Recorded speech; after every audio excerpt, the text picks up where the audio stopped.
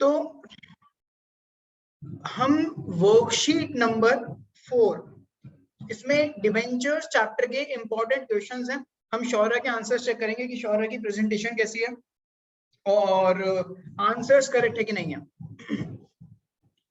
आपको जो ये क्वेश्चंस करने होते हैं, आपको हमेशा ध्यान देना चाहिए कि आप प्रॉपर फॉर्मेट में चीजों को करो, और नरेशन वरेशन जब भी आप प्रैक्टिस करो तो लिखो, क्योंकि जैसा आप प्रैक्टिस करोगे वैसे ही आपके एग्जाम में भी चीजें जाएंगी। चलिए क्वेश्चन नंबर 1 करते हैं। क्वेश्चन नंबर 1 है, Rama limited, Rama limited took over the following assets and liabilities of Krishna, तो ये राम होगा पक्का। Ram limited took over the assets and liabilities of Krishna Limited और as on 1st April, तो ये assets और liabilities राम ने टेक ओवर कर लिए हैं कृष्णा के। Ram furniture, plant and building, furniture, stock और क्रेडिटर्स, परचेज कंसिडरेशन है 60 लाख रुपए की।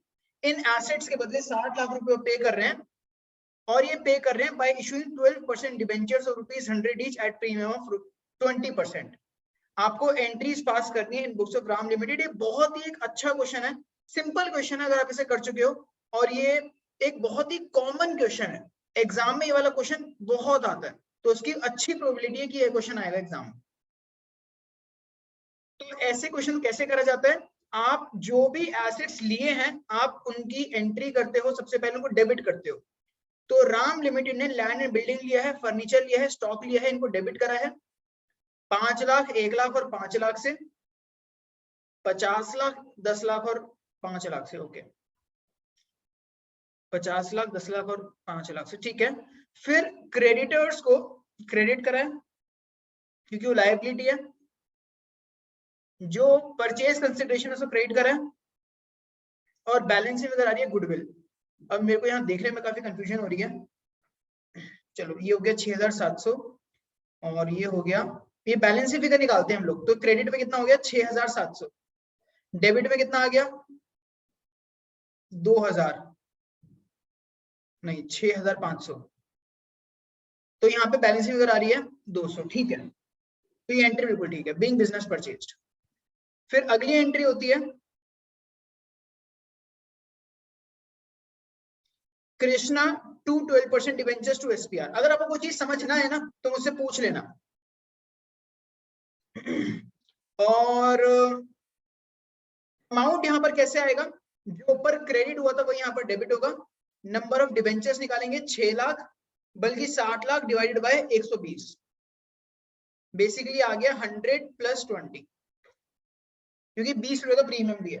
तो ये इंपॉर्टेंट पार्ट है, आई होप ये आप पहले कर चुके हो। तो इससे आगे हमारा 50,000 डिवेंचर है, फिर 50,000 इंटू 100 कर देंगे, और फिर 50,000 इंटू 20 कर देंगे। इसमें आपको नंबर मिल सकते हैं एग्जाम में 2 में से 2, या फिर अगर टीचर का थोड़ा सा मूड खराब हुआ तो 2 में से 1.5 भी मिल सकता है, क्योंकि आपने यहाँ पे नरेशन नहीं लिखी है, और दूसरी चीज यहाँ पे फॉर्मेट नहीं बनाया। तो हो सकता है कि एग्जाम में 2 में से 1.5 ही मिल जाए। तो अभी हम लोअर साइड पे लेकर चलेंगे, तो हम यहाँ पे लिखते हैं 1.5। Yes sir. सर ये पेज थोड़ा छोटा हो रहा था ना, तो फॉर्मेट में ये सही से कवर अप नहीं हो पाता। तो भाई नहीं तो फॉर्मेट जरूर बनाता सर। हाँ, तो कोशिश करो ना, नोटबुक चेंज करो, कुछ भी करो, ठीक है, फॉर्मेट बनाओ, ठीक है। ठीक है सर। चलो जी, तो ये चीजें समझना। अब मुझे ऐसी उम्मीद है कि बाकी स्टूडेंट को ये समझ आ रही है ना, है तो पूछ लेना मेरे से ना। अगला वाला जो क्वेश्चन है ये भी एक बहुत ही कॉमन क्वेश्चन है, मुश्किल नहीं है, बट ये बहुत ही कॉमन क्वेश्चन है, एग्जाम में ही आता है। इन्होंने इतने डिबेंचर इशू करे हैं, इतने रुपए की डिबेंचर हैं, और ये सब चीजें हुई हैं। सो KTR issued 365 9% डिबेंचर्स। 9% होता है इंटरेस्ट रेट, इसका कुछ लेना देना नहीं होता। नॉर्मली इशू के टाइम पर, इंटरेस्ट के टाइम पर इसका कंसीडर करते हैं हम लोग, बट ये इंटरेस्ट रेट होता है। तो 365 डिबेंचर इशू करें ऑन 4th March 2016।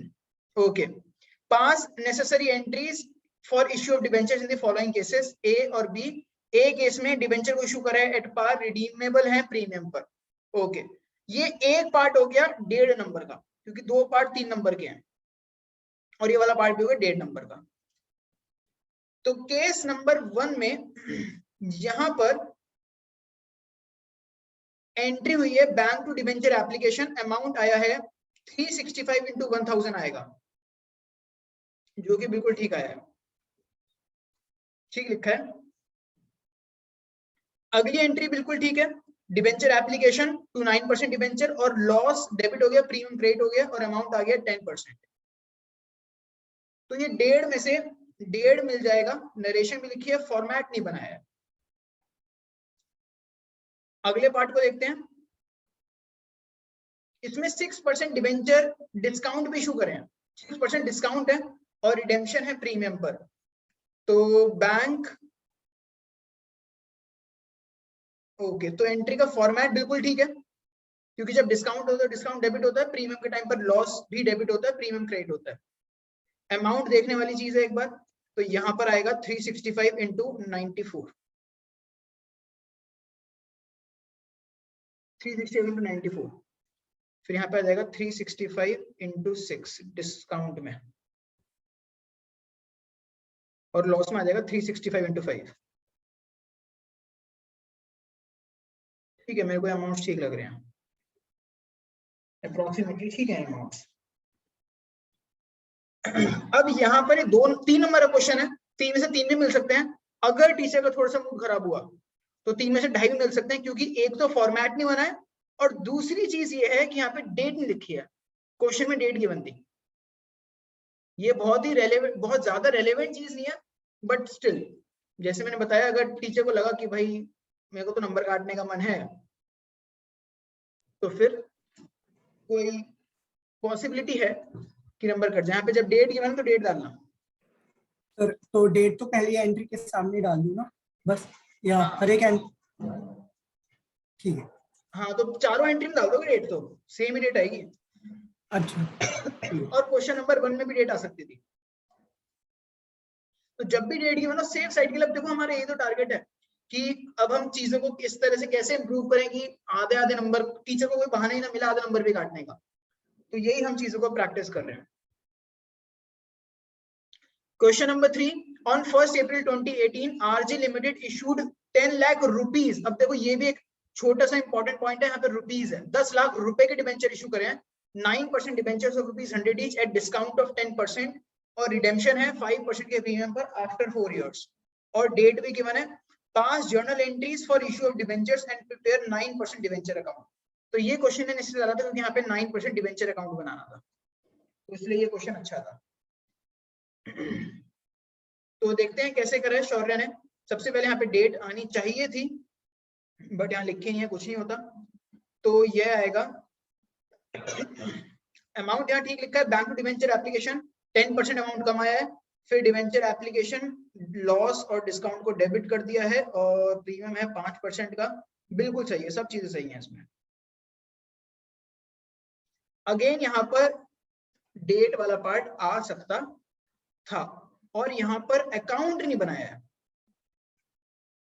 ओके, तो इस क्वेश्चन में मिलेंगे 2 नंबर, 2 भी मिल सकता है और 1.5 भी मिल सकता है, तो यहाँ पे दे देते हैं 2 ठीक है। अकाउंट को ज्यादा कॉम्प्लिकेट इसमें है नहीं, अकाउंट हम लोग बनाते हैं। जब भी आपके पास आएगा 9% डिबेंचर 10% डिबेंचर बनाने के लिए, तो आप बिल्कुल इजी तरीके से इसको बना सकते हो। आप जर्नल एंट्री सोचो, जर्नल एंट्री कैसे हमने करी है। तो जो भी 9% डिबेंचर अकाउंट बनाने के लिए आएगा, तो आप कैसे लिखोगे इसको, यहाँ पे आप सिंपली लिख दोगे बाय डिबेंचर एप्लीकेशन और बाय डिस्काउंट, बस ये 2 चीजें आती हैं। डिबेंचर एप्लीकेशन में आ जाएगा 9 लाख और डिस्काउंट में आ जाएगा 1 लाख, खत्म। और बाय बैलेंस सीडी, यहाँ पे डेट भी आएगी, डेट मैंने लिखी नहीं है, मैं लिख देता हूँ। यहाँ पे डेट अगर आएगी तो आएगी 1 अप्रैल 18, 1/4/18 की यहाँ पे डेट आ सकती है। 10 लाख, 10 लाख के देखो 9% डिबेंचर जो है 10 लाख से क्रेडिट हुआ है ना, 10 लाख में 2 चीजें आ रही हैं, एक तो ये एप्लीकेशन वाला अमाउंट आ रहा है, और एक ये डिस्काउंट आ रहा है। जो प्रीमियम है वो तो लॉस का और प्रीमियम का साथ में लेना देना, इसलिए हमने प्रीमियम यहाँ पे नहीं लिखा है इस अकाउंट में। शौर्य समझ आया तुम्हें?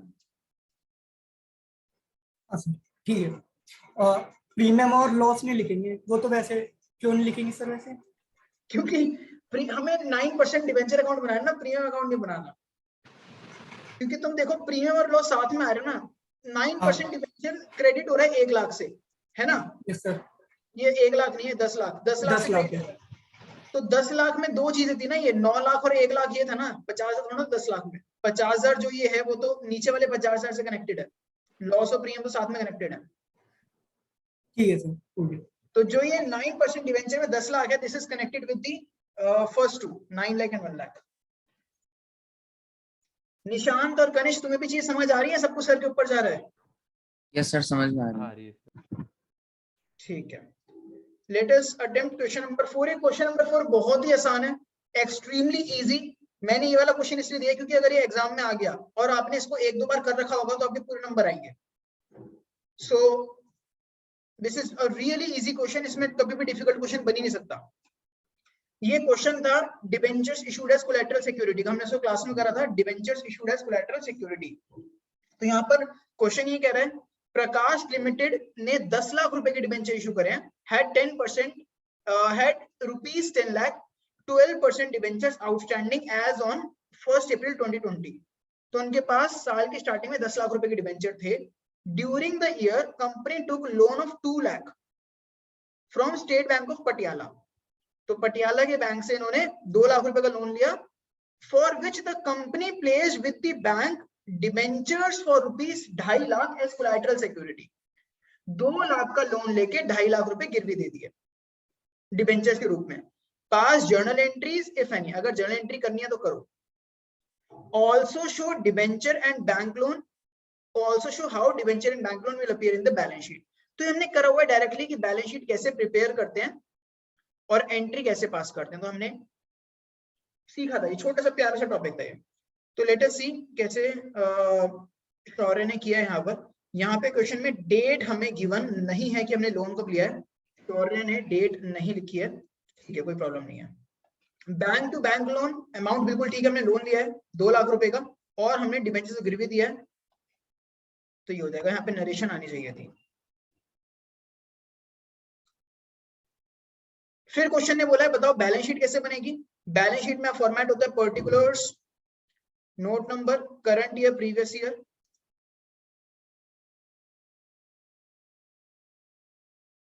और लॉन्ग टर्म बोरोइंग्स में 12 लाख, पिछले साल थी 10 लाख। बढ़िया चीज बताई यार, तो शाबाश। पिछले साल बोरोइंग से 10 लाख। ये प्रीवियस ईयर ना बनाते ना तो भी चल जाता, बट जो बनाया है वो काफी अच्छा बनाया है, मतलब ये एडिशनल वर्क करा है और ये काफी इंप्रेसिव है। So I am impressed, this is good.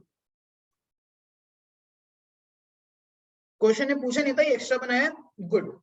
इस क्वेश्चन में तो अगले क्वेश्चन में आधा नंबर एक्स्ट्रा मिल जाएगा इसका, ऐसे करने से बड़ा फायदा मिलता है।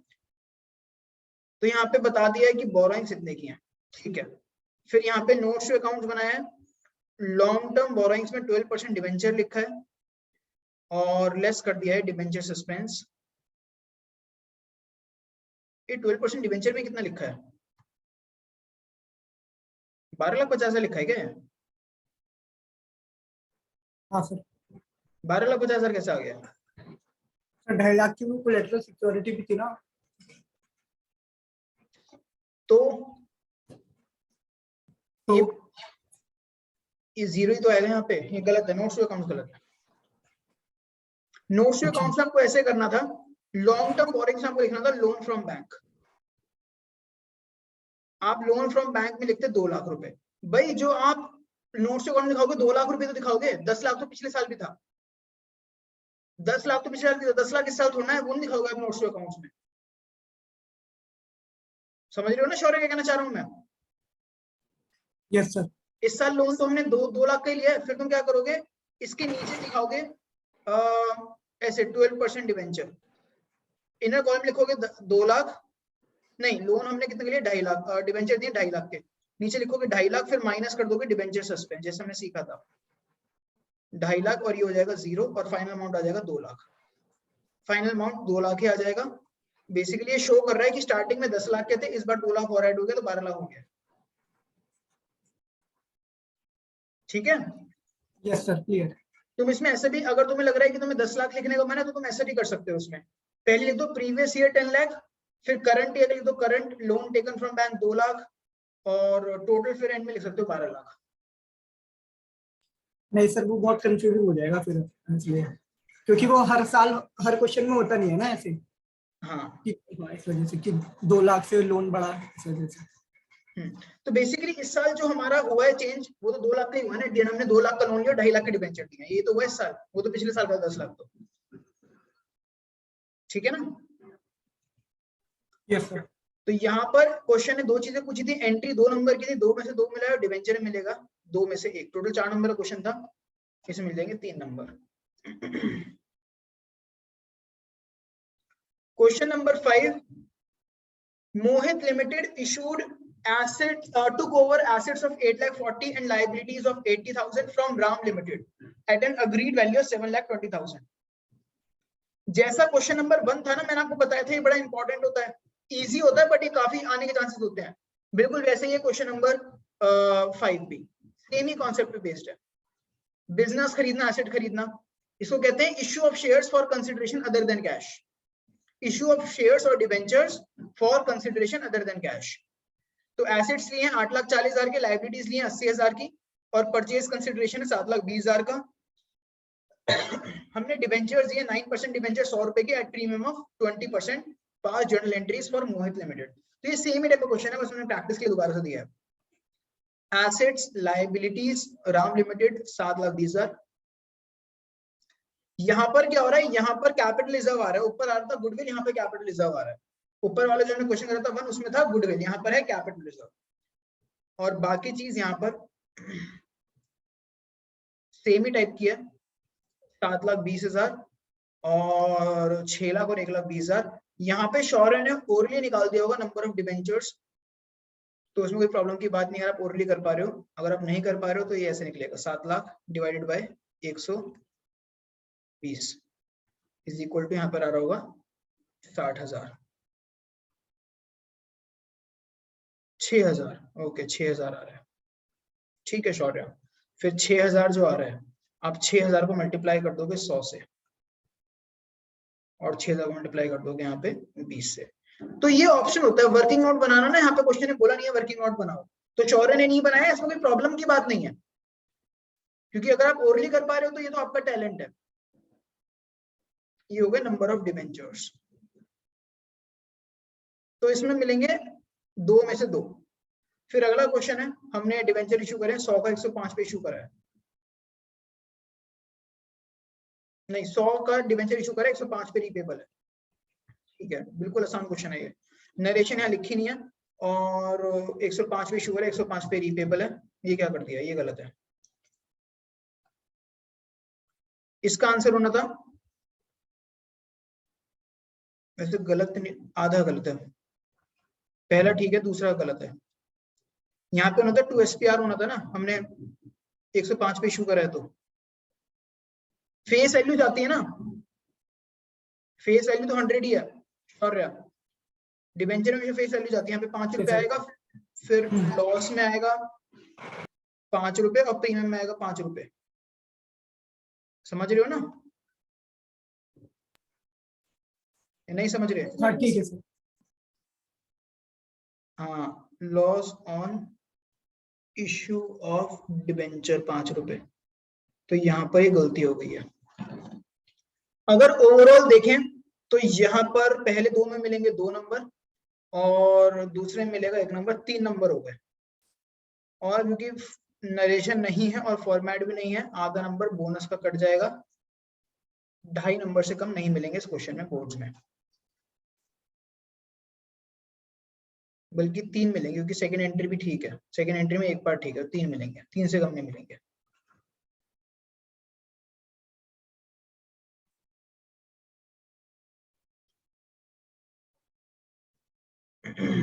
ठीक है चलो जी अगला करते हैं। अच्छा 5 ही क्वेश्चन थे, अब टोटल देखते हैं, ये हो गया 3 नंबर, 3 3 6 7 8 9 10 11 12 नंबर होगा, टोटल कितने का था, 2 8 12 16, अरे कुछ गलती हो रही है, इतने थोड़ा ज्यादा नंबर थोड़ा ना कटे हैं।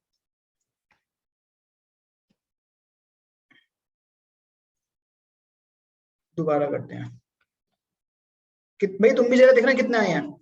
16 का पेपर है, एक बार देख लेते हैं। 4 4 8 10 16, 16 का पेपर है ये। और क्वेश्चन नंबर 1 में मिले हैं 1.5, क्वेश्चन नंबर 2 में 2.5 4, क्वेश्चन नंबर,